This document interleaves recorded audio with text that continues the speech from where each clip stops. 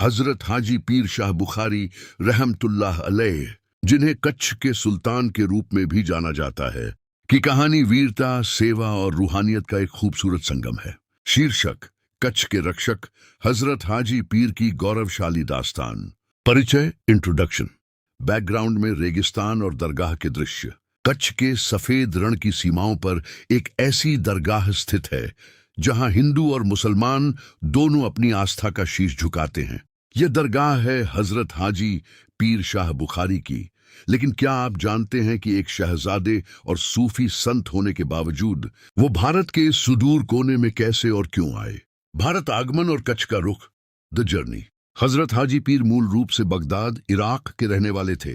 वे वहां के एक उच्च परिवार और सूफी परंपरा से ताल्लुक रखते थे।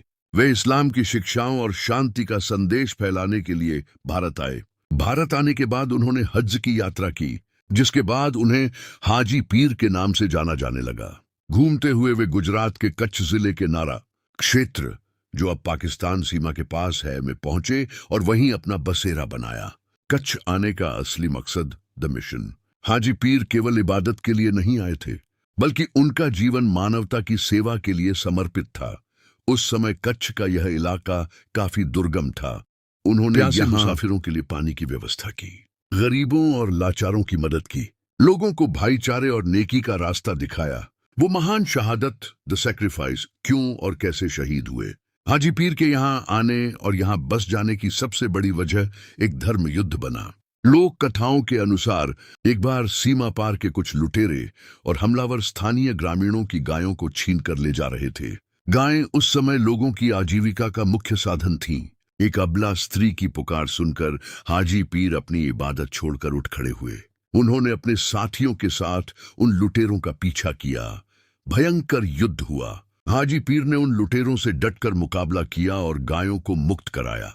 इसी लड़ाई के दौरान वे शहीद हो गए। कहा जाता है कि उनका शीश कट जाने के बाद भी उनका धड़ लड़ता रहा था, जो उनकी रूहानी ताकत का प्रमाण था। आज की अहमियत, लेगेसी। आज हाजी पीर की दरगाह न केवल एक धार्मिक स्थल है, बल्कि भारत पाक सीमा पर तैनात सैनिकों के लिए भी आस्था का केंद्र है। सांप्रदायिक एकता।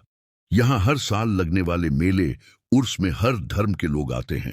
जिंदा पीर।